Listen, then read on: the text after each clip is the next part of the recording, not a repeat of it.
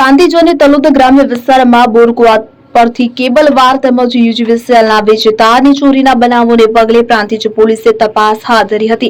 Police મહાનિરીક્ષક Virendrasinh Yadav, Sabarkantha જિલ્લા police અધિક્ષક doctor Parthrajsinh Goyal અને હિંમતનગર વિભાગીય પોલીસ અધિકારી એ.કે. પટેલની સૂચના અને માર્ગદર્શન હેઠળ પોલીસે ચોરીના ગુનાઓ શોધી કાઢવા કાર્યવાહી હાથ ધરી હતી. દરમિયાન મળેલી બાતમીના આધારે પોલીસે GJ09BL 5889 નંબરની એકો ગાડીને અટકાવી તપાસ કરતા તેમાં બળેલા તેમજ આખા કેબલ વાયર અને યુજીવીસીએલના એલ્યુમિનિયમના વીજ તાર મળી આવ્યા હતા. પોલીસે ગાડીમાં સવાર 5 શખ્સોને ઝડપી પાડ્યા હતા. પોલીસની પૂછપરછ દરમિયાન આરોપીઓએ પ્રાંતિજ તથા તલોદ ગ્રામ્ય વિસ્તારમાં અલગ અલગ સ્થળોએ બોરવેલના કેબલ વાયર અને યુજીવીસીએલના એલ્યુમિનિયમના વીજ તારની ચોરી કરી હોવાની કબૂલાત કરી હતી. તપાસ દરમિયાન કુલ 6 ચોરીના ગુનાઓનો ભેદ ઉકેલાયો હતો.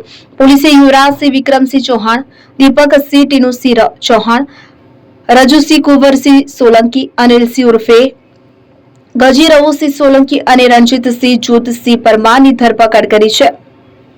રૂપિયા 7.34 લાખનો મુદ્દામાલ કબજે કર્યો છે. પોલીસે આરોપીઓ પાસેથી 973 ફૂટ કોપર વાયર, યુજીવીસીએલ એલ્યુમિનિયમના વીજતારના નાના મોટા રોલ અને ટુકડાઓ મળી રૂપિયા 2,13,770 નો મુદ્દામાલ, 4 મોબાઈલ ફોન કિંમત રૂપિયા 21,000 તથા ચોરીમાં ઉપયોગમાં લેવાયેલી ઇકો ગાડી જેની કિંમત રૂપિયા 5 લાખ મળી કુલ રૂપિયા 7,34,770 નો મુદ્દામાલ કબજે કર્યો છે.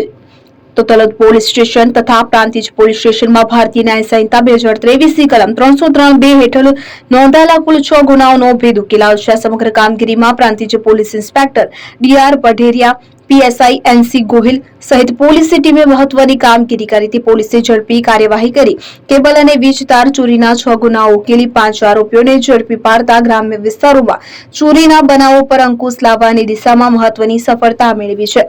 ઝેલ રાવલ, ZSTV પ્રાંતિજ.